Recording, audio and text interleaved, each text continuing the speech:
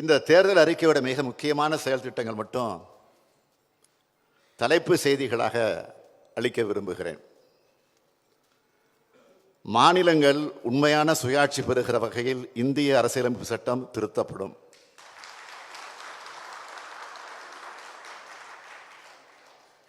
ஆளுநர் பதவி தேவை இல்லை என்றாலும் அந்த பதவி இருக்கிற வரைக்கும் மாநில முதலமைச்சர்களோட ஆலோசனை பெற்ற ஆளுநர்கள் நியமிக்கப்படணும். ஆளுநர்களுக்கு அதிக அதிகாரம் வழங்குகிற பிரிவு 361 நீக்கப்படும். உச்சநீதிமன்றத்தோட கிளை சென்னையில் அமைக்கப்படும்.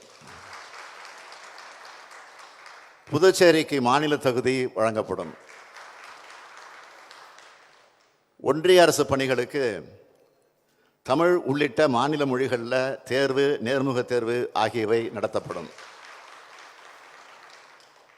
ஒன்றிய அரசு அலுவலகங்களில் தமிழ் பயன்படுத்தப்படும். அனைத்து மாநில மொழிகளது வளர்ச்சிக்கும் சம அளவு நிதி வழங்கப்படும். திருக்குறள் தேசிய நூலாக அறிவிக்கப்படும்.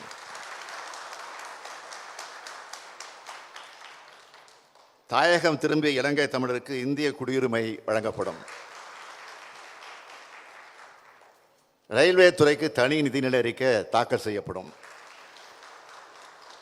புதிய கல்விக் கொள்கை ரத்து செய்யப்படும்.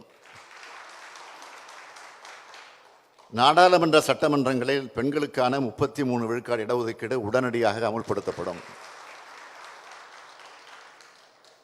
நாடு முழுவதும் உள்ள அரசு பள்ளி மாணவர்களுக்கு காலை உணவு திட்டம் செயல்படுத்தப்படும்.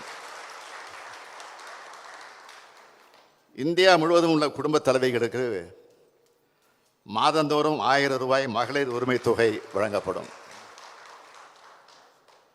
தமிழ்நாட்டுக்கு நீட் தேர்விலிருந்து விலக்கு அளிக்கப்படும்.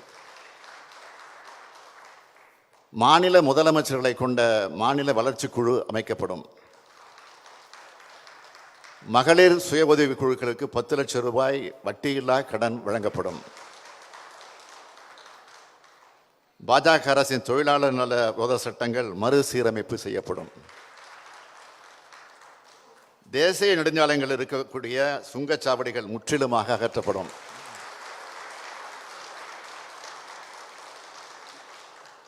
வங்கிகளில் குறைந்தபட்ச இருப்பு தொகை இல்லாத போது விதிக்கப்படும் அபராதம் நீக்கப்படும்.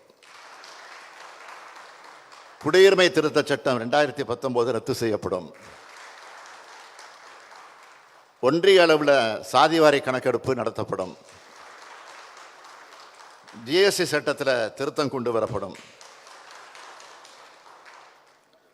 தொகுதி மறுசீரமைப்பில் தமிழ்நாட்டோட முக்கியத்துவம் குறையாமல் பாதுகாக்கப்படும்.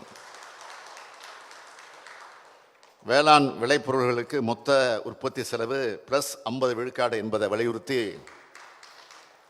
உழவர்களுக்கு குறைந்தபட்ச ஆதரவு விலை நிர்ணயம் செய்யப்படும். இந்தியா முழுவதும் மாணவர்கள் பெற்ற கல்வி கடன் தள்ளுபடி செய்ய நடவடிக்கை எடுக்கப்படும்.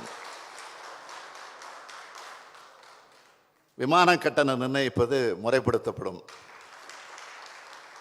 எல்பிஜி சிலிண்டர் விலை 500 ரூபாய், பெட்ரோல் விலை 75 ரூபாய், டீசல் விலை 65 ரூபாயாக குறைக்கப்படும்.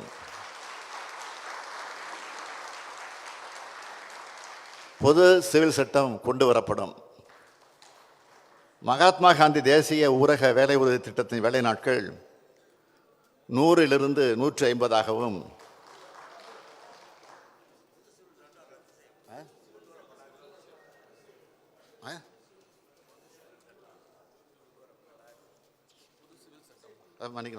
பொது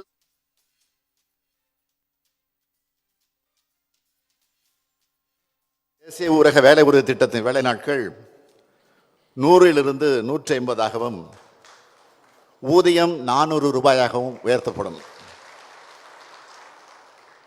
ஒன்றிய அரசின் உயர்கல்வி நிறுவனங்களான ஐஐடி, ஐஐஎம், ஐஐஎஸ்சி, ஐஐஏஆர்ஐ ஆகியவை தமிழ்நாட்டில் புதிதாக அமைக்கப்படும்.